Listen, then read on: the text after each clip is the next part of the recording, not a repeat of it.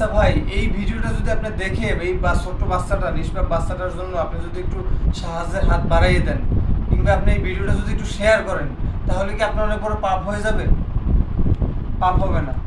আপনি যদি এই অসহায় বাচ্চাটার চিকিৎসার জন্য ওরে বাঁচাইতে যদি আপনি সামনের দিকে এগিয়ে আসেন, আমি এতটুকু বিশ্বাস করি আপনার পাপ হবে না, বরং আপনার সওয়াব হবে। নিষ্পাপ এই বাচ্চাটা একটা অসহায় বাচ্চা, খুবই অসহায় পরিবারের একটা মেয়ে। হেমানজিউমার টিউমারে আক্রান্ত মরিয়ম। ওর এই গলার এখানে টিউমার, দেখেন গলাটা কিভাবে ফোলা। এই এই যে দেখেন এই রগগুলোর অবস্থা দেখেন, দেখছেন? এই বাচ্চাটা খাবার খেতে পারে না। বাবা তোমার জিপাটা একটু দেখাতো মামা। এই দেখেন এই বাচ্চাটা খাবার খেতে পারে না, একটু পানি পর্যন্ত খেতে পারে না।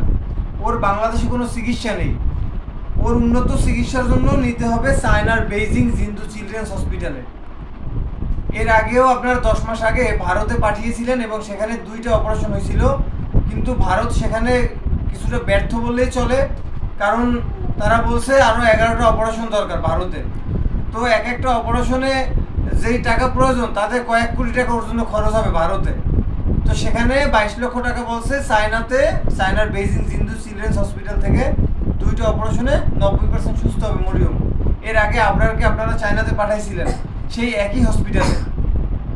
তো আমি আপনাদের কাছে রিকোয়েস্ট করব, আর এতটুকু বিশ্বাস এই বাংলাদেশের মানুষের প্রতি, কিংবা যারা প্রবাসে থাকে আমাদের বাংলাদেশি ভাই বোনরা, মানে আপনাদের উপরে আমার এতটুকু বিশ্বাস, মানে আমি একটা খারাপ মানুষ, কিন্তু এর আগেও আমার কথায় কিংবা শাকিলের কথায় আপনারা কিন্তু আবরারকে চায়নার বেইজিং জিন্দু চিলড্রেন্স হসপিটাল থেকে এই মরিয়মকে এখন যে হসপিটালে পাঠাবো সেই হসপিটাল থেকেই 25 লক্ষ টাকা প্লাস খরচ করে আপনারা চিকিৎসা করায় নিয়ে আসছিলেন।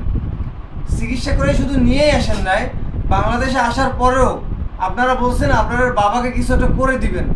শাকিল যখন উদ্যোগ নেয় তখন আপনারা সামনের দিকে আগাই আসছেন এবং বলছেন শাকিলের পাশাপাশি আপনারাও টাকা পাঠাইছেন এবং আপনার বাবাকে একটা যে চায়ের দোকান ছিল সেই চায়ের দোকানে আপনারা মালামাল তুলে দিছেন, তাও অনেক টাকা খরচ করে। যাই হোক, মানে বাংলাদেশের মানুষের প্রতি এতটুকু বিশ্বাস আছে আমার যে আপনারা যদি এগিয়ে আসেন, আপনারা যদি আপনাদের সাহায্যের হাত বাড়িয়ে দেন, আপনারা যদি একটু চেষ্টা করেন, এরকমের হাজারো মরিয়মের চিকিৎসা করাবার ক্ষমতা সামর্থ্য এই বাংলাদেশের মানুষের আছে।